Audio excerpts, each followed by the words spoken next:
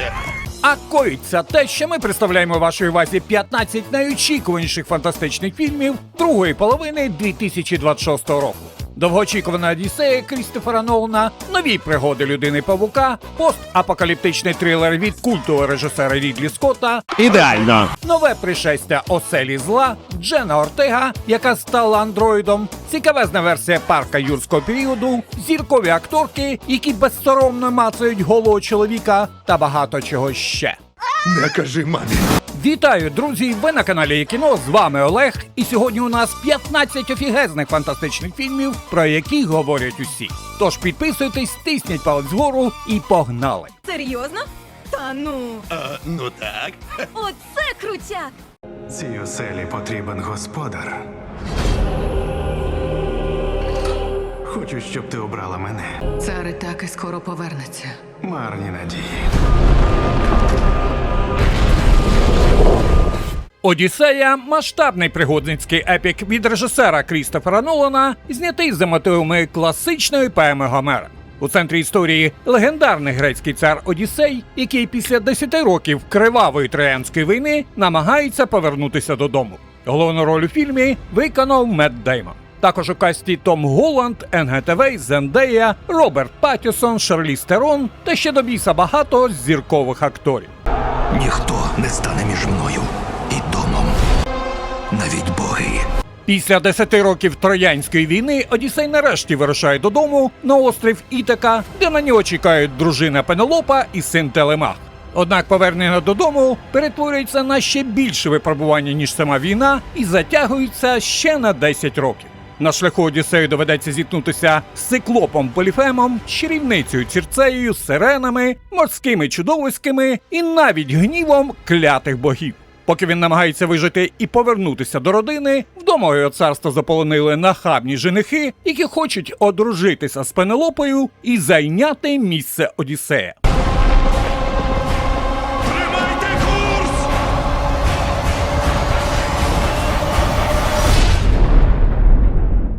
І якщо вам подобається те, що ми робимо, станьте спонсорами Є-кіно. Бо підтримавши наш канал, ви щонайменше отримаєте звання Грогу українського Ютуб. Що зі мною таке? Скучив, павучку? У мене їде дах. Я геть втратив контроль. Я мушу негайно щось із цим зробити. Людина-павук – абсолютно новий день, новий супергеройський пригодницький бойовик від режисера Дестіна Даніела Кретона, який раніше зняв для Марвел фільм «Шан-Чі та легенда 10 кілець». Це 4-й сольний фільм про Людину-павука з Томом Голландом і перша велика історія Пітера Паркера після подій «Додому шляху нема». Головну роль знову виконав Том Голланд.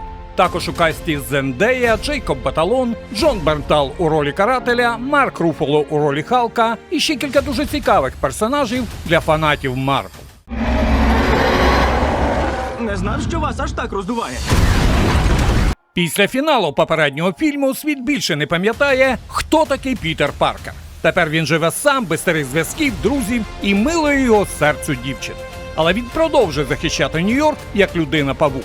Здавалося б, це для нього шанс почати все з чистого аркуша, однак серцю не накажеш, та й проблем менше не стає. Нашого павучка наздоганяє якась генетично мутаційна хрінь, яка може апгрейднути його до поліпшеної версії або ж перетворити на чергового монстра. На цьому непростому шляху йому зустрічається новий суперлиходій, який, здається, втік із франшизи «Матриця», бо використовує дуже знайомі фірмові фішки знаменитого агента Сміта, перестрибуючи з одного тіла в інше. Перед нами небезпека, яку ми не контролюємо. Ми навіть не бачимо її. Краще не заважай. Ми тут застрягли. Ми тут точно застрягли.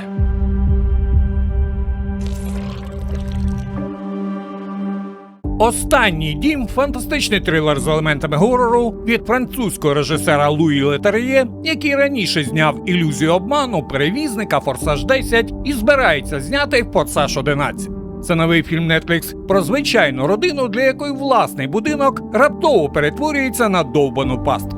Головні ролі виконали Грета Лі та Вагнер Моура. У центрі історії сім'я з 4 людей, яка одного дня розуміє, що більше не може вийти зі свого дому. Такий собі максимальний локдаун. Вікна, двері та будь-які інші спроби втечі не працюють, бо ззовні їх утримає якась невідома сила.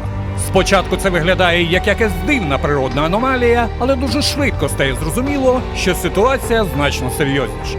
Людям доводиться виживати всередині власного будинку, економити ресурси і намагатися не з'їхати з глузду від невизначеності, страху та повної ізоляції.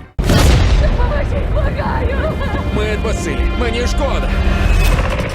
Ховайтесь!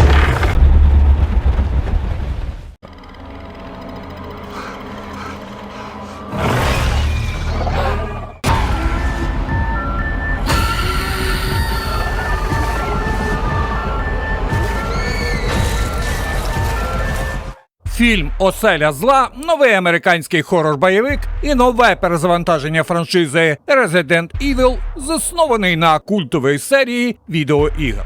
Режисером і співавтором сценарію виступив Зак Крегер, автор оскароносного хорору «Зброя». Головну роль у новому проєкті виконав Остін Абрамс, а сама історія, за словами творців, має бути ближчою саме до ігор, а не до старої кіноверсії з Мілою Йовович. Та ви, бляха, приколюєтеся. Агов? У мене тут невеличка проблема. Можна від вас подзвонити? За сюжетом у центрі історії кур'єр Брайан, який отримає завдання доставити пакунок до віддаленої лікарні. Звучить як звичайна нічна робота, але ж це оселя зла, тому без страшних мутантів точно не обійдеться. Дуже швидко герой опиняється посеред спалаху вірусу, заражені починають лізти з усіх боків, а звичайна доставка перетворюється на спробу не вмерти страшною смертю. І тепер Брайану доведеться зрозуміти, що найстрашніше не самі монстри, а те, який бляха-розумник вирішив погратися з біологічною зброєю. Зі мною дещо трапилося.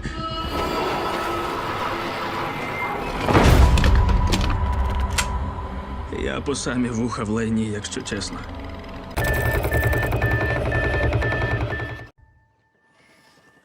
Води немає. Бачу, у сусідів світло теж зникло. Що це таке?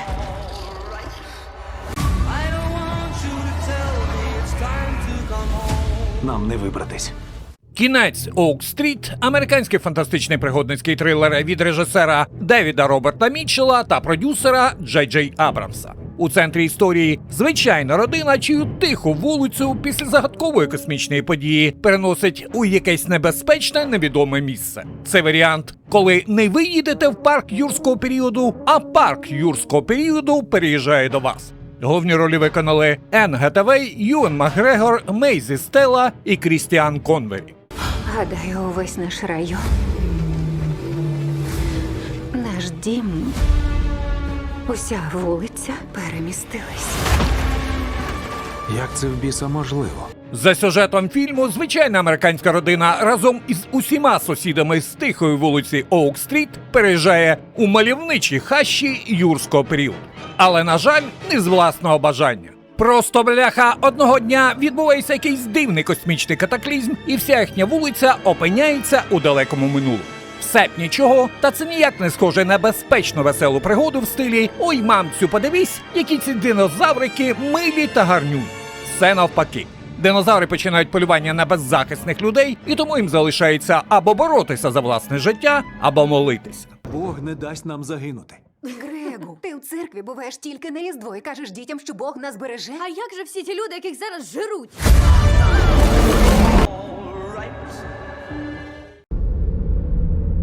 То що ти робив до кінця світу? Цілував дружину, грався зі своїм псом. І щодня питав себе, чому мені так пощастило. «Сузір'я Великого Пса» – американський постапокаліптичний фантастичний трилер від культового режисера Рідлі Скотта, знятий за романом Пітера Геллера. У центрі історії пілот Гіг, який після смертельної пандемії живе у порожньому світі разом зі своїм собакою та колишнім морпіхом Бенглі. Головні ролі виконали Джейкоб Елорді, Джош Бролін, Маргарет Кволі та інші. Ми ж не знаємо, що там іще є. А що ти сподіваєшся знайти? Щасливий світ, де всі живі, І здорові, його більше не існує. За сюжетом фільму, після катастрофічного колапсу цивілізації, який спричинила якась чергова всрана пандемія, пілот Гіг виживає у спорожнілому світі разом із колишнім морпіхом Бенглі та своїм псом на ім'я Джаспер. Їхнє життя тримається на простих правилах: не довіряти чужим, не ризикувати без потреби і триматися подалі від будь-яких проблем. Одного дня Гіг чує загадковий радіосигнал і вирішує перевірити, чи залишився у світі ще хтось живий. Все б нічого, та його просте бажання може закінчитися дуже фігово, бо, на жаль, довкола залишилося ще багато поганих людей.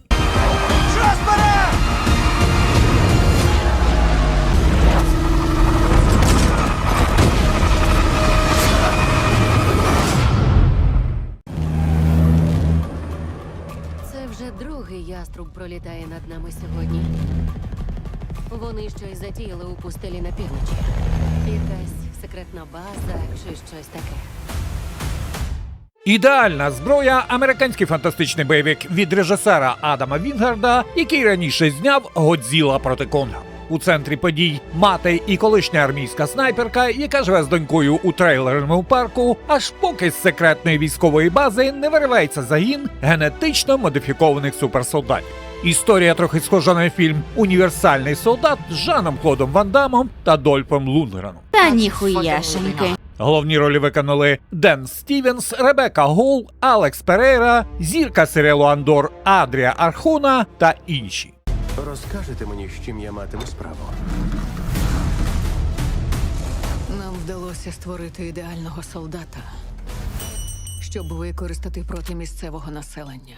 За сюжетом, уряд створив загін ідеальних генетичних солдатів, щоб використовувати їх проти місцевого населення. Але, як завжди, щось пішло через сраку, і загін відморожених бійців виривається на волю. Все б нічого, та поряд з військовою базою у невеликому трейлерному парку мається від нудьги колишня снайперка, що побувала у гарячих точках, має численні нагороди та виховує маленьку доньку.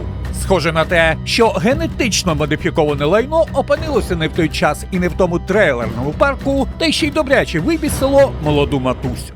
Ці люди навчені вбивати, доки їх не зупинять. Затули вуха.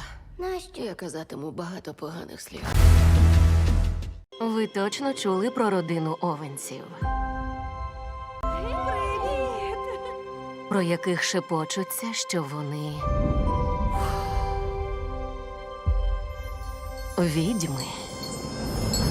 «Практична магія 2» – фантастична романтична комедійна драма від режисерки Сюзанни Бір. Це продовження культового фільму 1998 року, зняте за мотивами романів Еліс Гофман. У центрі історії сестри відьми Саллі та Джиліан Оуенс, які разом із новим поколінням своєї родини намагаються розібратися з давнім родовим прокляттям. Головні ролі виконали Сандра Буллок, Ніколь Кідмен, Джої Кінг, Лі Пейс та інші зіркові актори.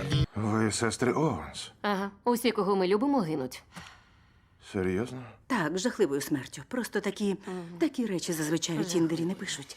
За сюжетом продовження цієї романтичної драми сестри Саллі та Джиліан Оуенс продовжують жити у своїй суто жіночій відьмацькій родині.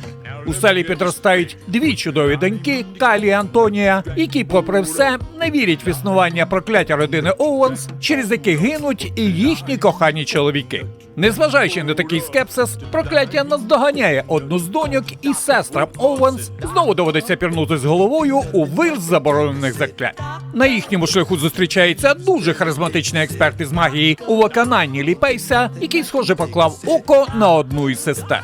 Схоже, що прокляття нікого нічому не вчить, коли з'являється симпатичне личико і не тільки. Руку на вільну від тату шкіру. Тобі легко казати, глянь на нього. Завжди є. О, Боже, ти з глузду Давай. з'їхала.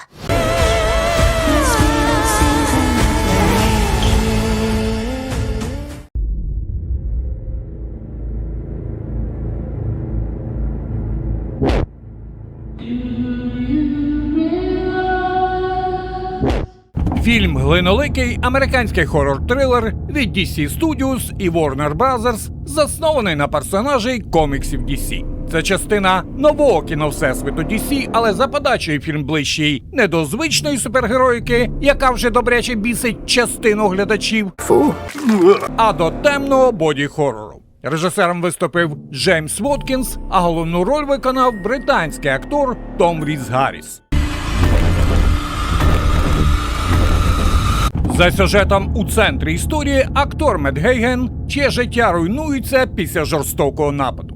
Його обличчя спотворене, кар'єра під загрозою, і він хапається за останній шанс усе виправити. Мет звертається до вченої, яка пропонує йому небезпечний експеримент. Але замість порятунку він отримає страшну ціну за своє рішення. Його тіло починає перетворюватися на живу глину. Так народжується Глиноликий. Один із найтрагічніших і наймоторошніших ворогів Бетмена.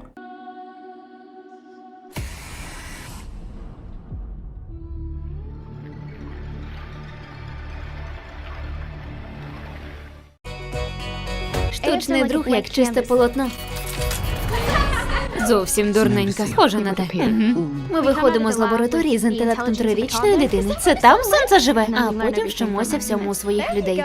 «Клара і сонце» – американська науково-фантастична драма від режисера Тайкі Вайтіті, яка знята за одноіменним романом Нобелівського лауреата Кадзуо Ішигіро. У центрі історії Клара – андроїд-компаньйон, створений для того, щоб підтримувати людей і допомагати їм поратися з самотністю. Головні ролі у фільмі виконали зірка серіалу «Венсдей» Дженна Ортега, шестиразова номінантка на Оскар Емі Адамс, Мія Тарія, зірка серіалу «Покерфейс» Наташа Ліон і Стів Бушемі. Велике сонце, зроби так, щоб сьогодні обрали мене. Нехай я знайду друга. Події фільму розгортаються у недалекому майбутньому, де для дітей купують спеціальних андроїдів-компаньйонів, приблизно так, як ми купуємо своїм дітям домашніх тварин. Клара довго стоїть у магазині і чекає, що її хтось обере, поки одного дня її не забирають у дім до хворої дівчинки Джозі.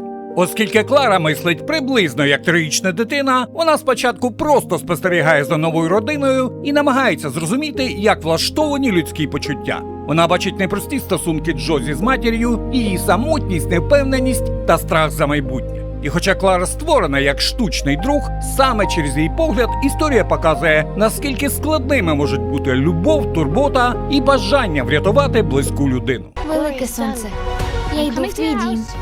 Поговорити віч навіч. Там я знайду всі відповіді. Кажи мені шлях, як вилікувати цю сім'ю.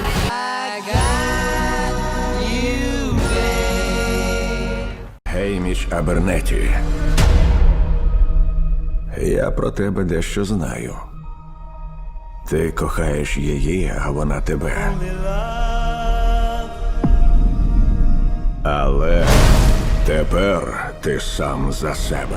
«Голодні ігри. Світанок перед жнивами» – американський фантастичний пригодницький бойовик від режисера Френсіса Лоуренса, знятий за одноіменним романом Сюзанни Колінс. Це нова передісторія «Голодних ігор», події якої розгортаються за 24 роки до історії Кетніс Евердін і показують молодого Гейміча Абернатті під час 50-х «Голодних ігор». Головні ролі виконали Джозеф Зада, Вітні Пік, Маккена Грейс, Джесі Племонс, Ель Феннінг, Глен Клоуз та Рей Файнс у ролі президента Сноу. Уся влада у президента Сноу.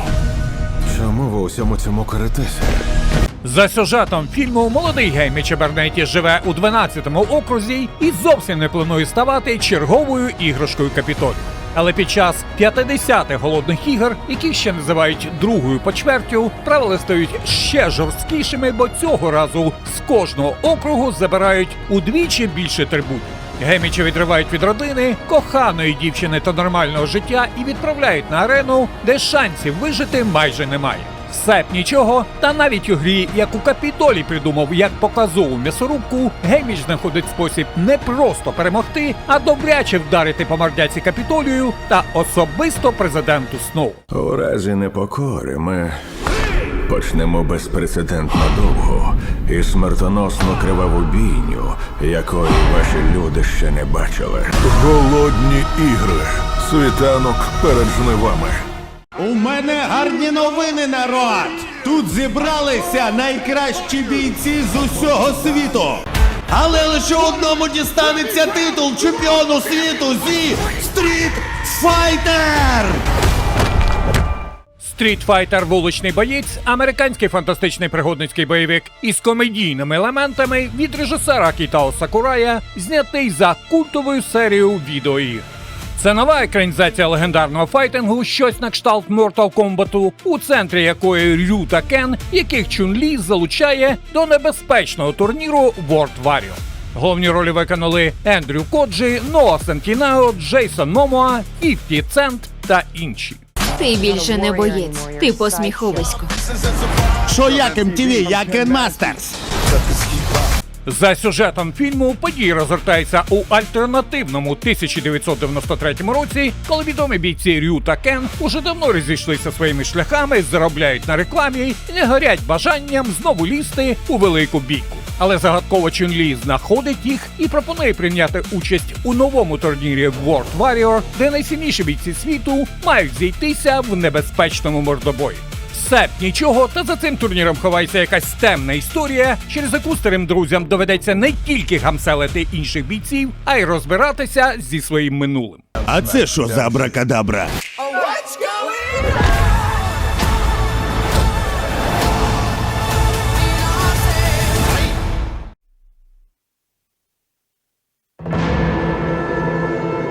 Якщо їх операція провалиться, можливо, нам доведеться задіяти його.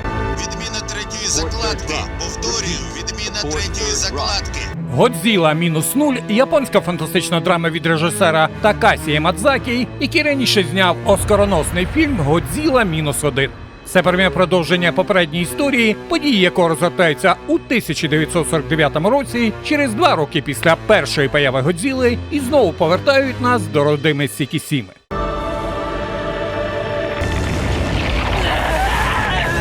За сюжетом фільму, після подій першої частини, головні герої та їхня родина намагаються повернутися до нормального життя.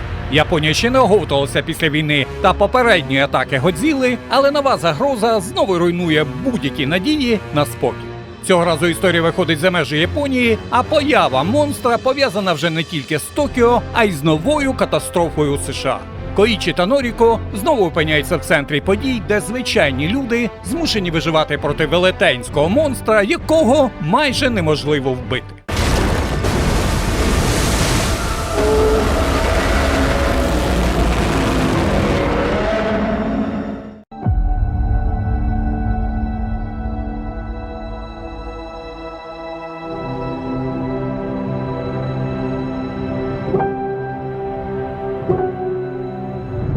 «Месники. Сходження доктора Дума» – 5-й фільм месників від Марвел, де з'являється новий епічний лиходій в виконанні Роберта Дауні-молодшого, здатний перевернути до гри дригом звичний світ супергероїв. За постановку відповідають брати Руссо, а акторський склад настільки зірковий і великий, що перераховувати його не вистачить часу. Скажемо тільки, що у фільмі з'являються майже всі значні персонажі, яких ви зустрічали в коміксах Марвел. Дай силу знову виграти битву, знову перемогти ворога. За сюжетом нового фільму у світі месників починається мультивсесвітна криза, пов'язана з появою Віктора фон Дума. На її тлі до історії повертається старий Капітан Америка Стів Роджерс, ключові герої Людей Ікс та Тор, який встиг стати батьком і тепер воює не за себе, а за майбутнє сина. Оскільки світ супергероїв стрімко змінюється і руйнується, фантастична четвірка Землі-828 потрапляє у світ месників і виходить на контакт з Вакандою, щоб приєднатися до битви проти доктора Дума. Та головною інтригою називають хлопчика Ріда та Сью, який може стати одним із тригерів конфлікту, що веде нас до подій майбутнього фільму «Месники. Таємні війни», який виходить на екрани у 2027 році. Я Мбаку, король Ваканди. Я Бен, король Янсі, володар Брум і Гран.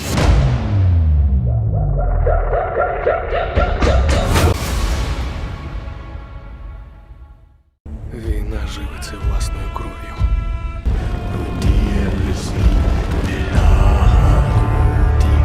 Що більше б'юся, то запекліша відсіч ворогів. «Дюна. Месія» – третя частина знаменитої фантастичної франшизи від постановника Дені Вільньова. По закінченню останнього фільма Вільньов планував відпочити від роботи над «Дюною» та для початку зняти декілька інших фільмів. А саме «Побачення з Рамою» за одноіменним романом Артура Кларка та історичний фільм про єгипетську царицю Клеопатру. Однак керівництво компанії Warner Bros. Наполягло на більш швидшому продовженні популярної франшизи. Серед зіркового акторського складу нової частини Джейсон Момоа, Ребекка Фергюсон, Хав'єр Бардем, Зендея, Аня Тейлор-Джой, виконавець головної ролі Тімоті Шаламе та Роберт Паттісон, який планує зіграти головного лиходія, ймовірно Скайтейла, учасника змови проти Пола Атріда. Події нової частини розгортатимуться через 17 років після другого фільму. Пол Атрід уже чимало часу править імперію після перемоги над домом Харконненів і повалення старого імператора. Його влада тримається на контролі над Аракісом, Спайсом і підтримці фріменів, які бачать у ньому не просто правителя, а обраного месію, на якого чекали тисячі років. Все б нічого, та наслідки його приходу до влади виявляються не такими, про які мріяв молодий Атрід. По всій імперії тривають криваві війни, а ім'я Муаддіба стає частиною великого політичного і релігійного конфлікту і навіть терору.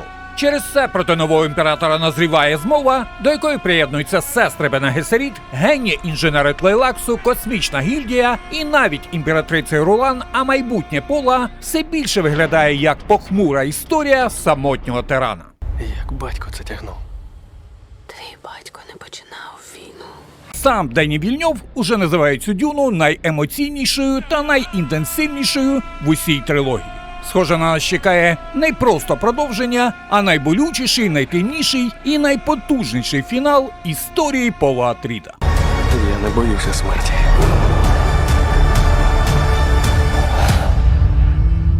Але вмирати мені не можна. Ще рано. На найцікавішому місці! І якщо вам подобається те, що ми робимо, станьте спонсорами Є-кіно. Бо підтримавши наш канал, ви щонайменше отримаєте звання Грогу українського YouTube.